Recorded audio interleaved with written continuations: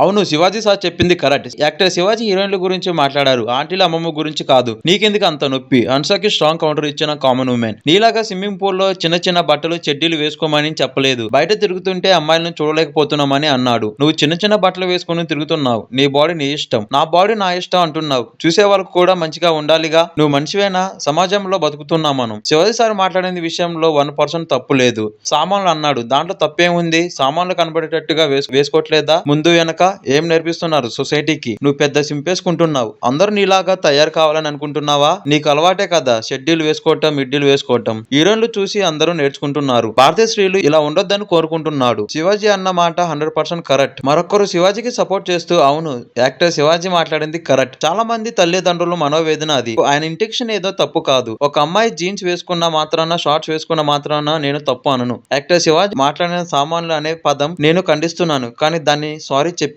అనుష శివాజీని ఎందుకు టార్గెట్ చేస్తున్నావు? ప్రపంచంలో చాలా సమస్యలు ఉన్నాయి, కానీ వాటిని పట్టించుకోరు. నువ్వు కూడా సమాజంలో ఉన్నావు, కానీ అవి ఏమీ పట్టించుకోవు. డ్రెస్సింగ్ విషయంలో ఎందుకు ఇంత వరస్ట్ గా బిహేవ్ చేస్తున్నారు? మా వాళ్ళు మా ఇష్టం, నా బాడీ నా ఇష్టం. మీరు బిగినీలు వేసుకున్నప్పుడు మా పక్కన హస్బెండ్ బ్రదర్ ఉంటే మాకు ఎలా అనిపిస్తుందో మీకు తెలుసా? ఎంత అన్కంఫర్ట్ ఫీల్ అవుతున్నామో తెలుసా? సోషల్ మీడియాలో పొట్టి పొట్టి బట్టలు వేసుకొని డాన్స్ చేసేటప్పుడు కామెంట్స్ లో సామాన్లు సరుకు వంటి కామెంట్ చూసి ఎందుకు రియాక్ట్ కాలేదు?